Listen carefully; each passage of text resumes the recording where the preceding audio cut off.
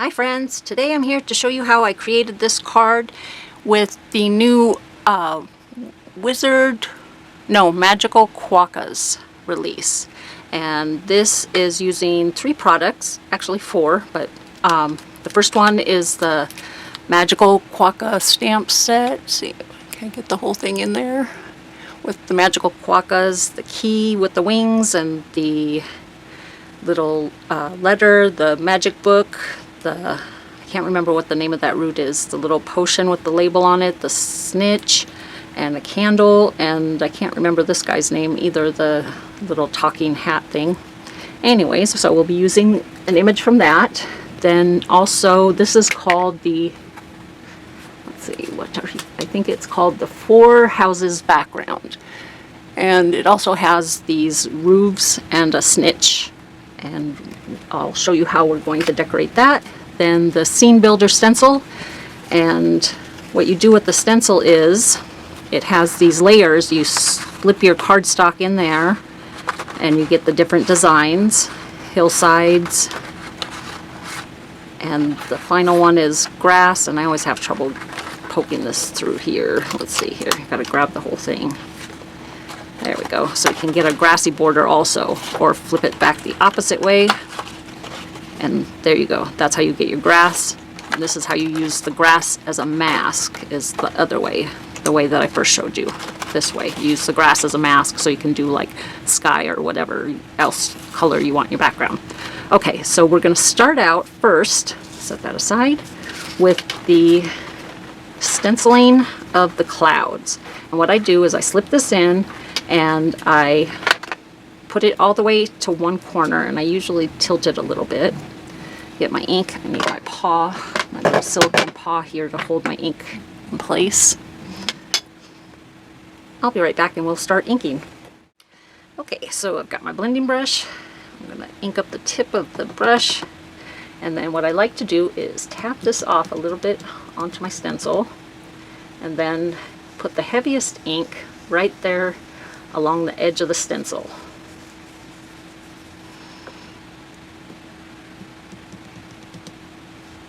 Heavy ink, heavy ink, heavy ink. And once I get that nice and clear, then I'll take my brush and go over the rest of it. And at the top I usually do a little bit heavier. Let me pick up some of that ink too. Make sure that's not too heavy. There we go. Top, I like it to be heavier, but on the next layers of clouds we'll do it a little lighter. Okay, and get my little rag here, wipe that off. Then I'll just scooch this over to the opposite corner and get us a different cloud configuration here. Ink up the top edge of my brush a little more. Tap it off along the area so then I can just pull the ink. And I am going to fast forward while I finish inking the clouds for our sky background.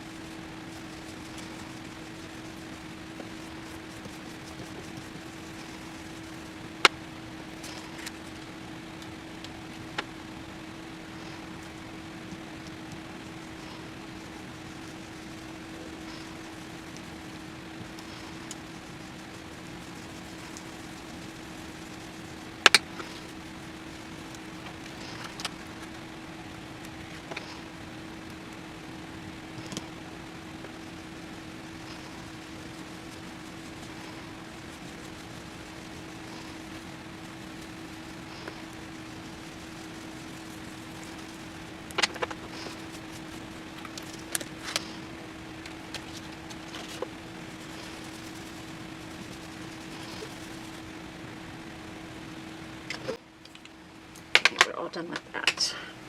Set that aside. Next we're going to bring in the 4 houses die, and we're going to use the same stencil, but this time we're going to create a hillside. So what we're going to do is slip it through so that that hillside matches with the slope of the houses.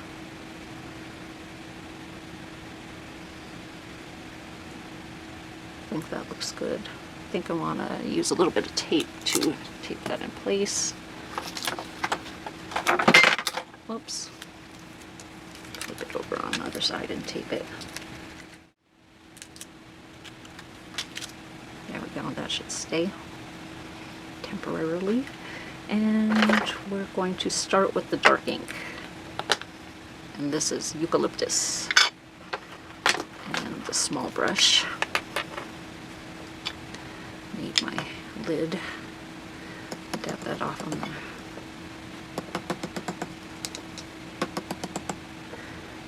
tap, tap, tap. Get that ink off of there. And then I'm going to go close to the edge of the stencil just to create that darker hillside. So this one will be in the background. I believe the background should be darker and the foreground lighter. I think that's how that works.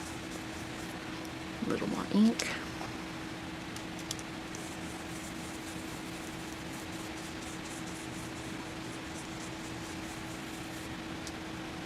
Okay. Oops. Oh, my houses are getting tangled. Okay, next hill is here. Just right about there. Take my tape, tape that down again.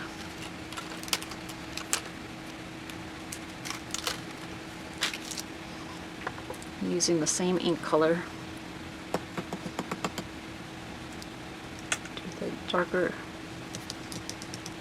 ink closest to the stencil, and then we'll use some lighter ink and blend that out.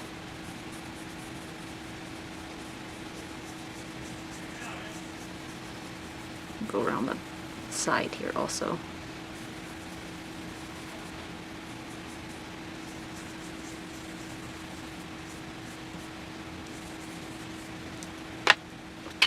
Okay. Set that aside, and the next color I'm using is Sage. Ink up my brush, tap a little off in the lid.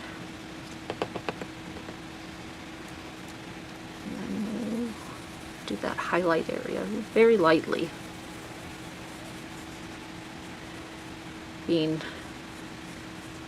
Trying to stay aware not to brush into my houses, but we're going to do some Copic coloring on them, so it might cover it up if I were to go a little too far.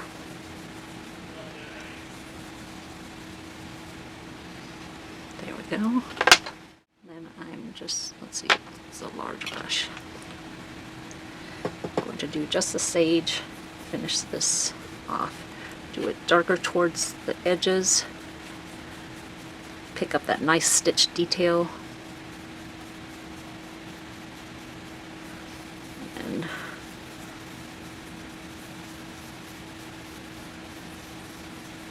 there's also some embossed detail from the die that you can see more prominently when you ink it.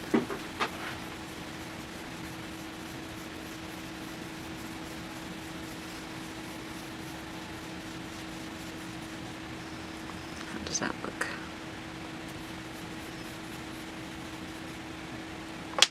I'm going to bring in a little bit of eucalyptus here on the edge.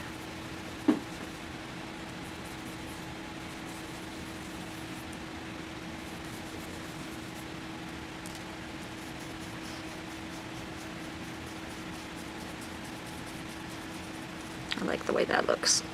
Okay, let me clean this up and I'll be right back. Now we're going to do some Copic coloring, starting with W0. I think I gotta go a little bit wider for you to see the colors. I will put the caps out with the color of the marker I'm using, and then I will let you listen to some music while I finish this up.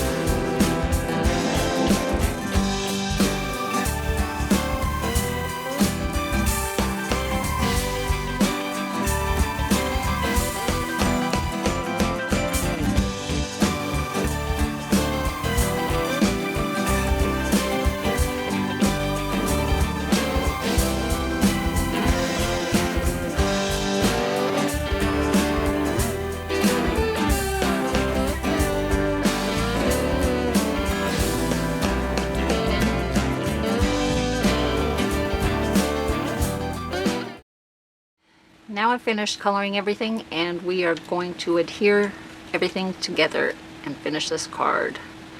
And this is another area where I'm going to speed it up so you don't have to be bored to tears with me gluing everything together.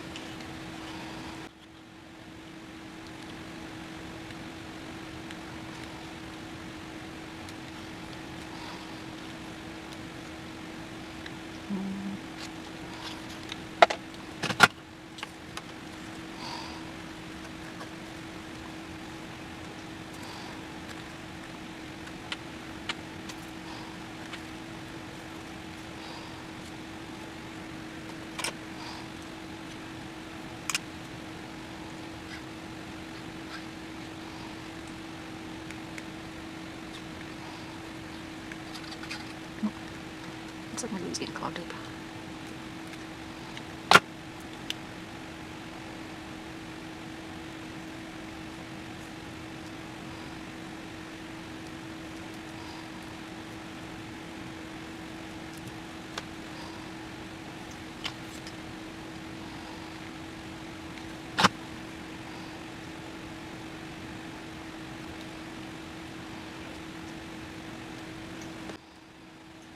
Forgot to mention, the sentiments are from the Simple Sentiments stamp and die. It is one stamp that has approximately 20 sentiments of different sayings, different sentiments, and one die that cuts them all out at one time, so that you have, if you're a card maker, you have sentiments ready to go with one stamp and one die cutting them all out. And if you don't have the die, you can use the paper trimmer to also cut them out, but I recommend the die.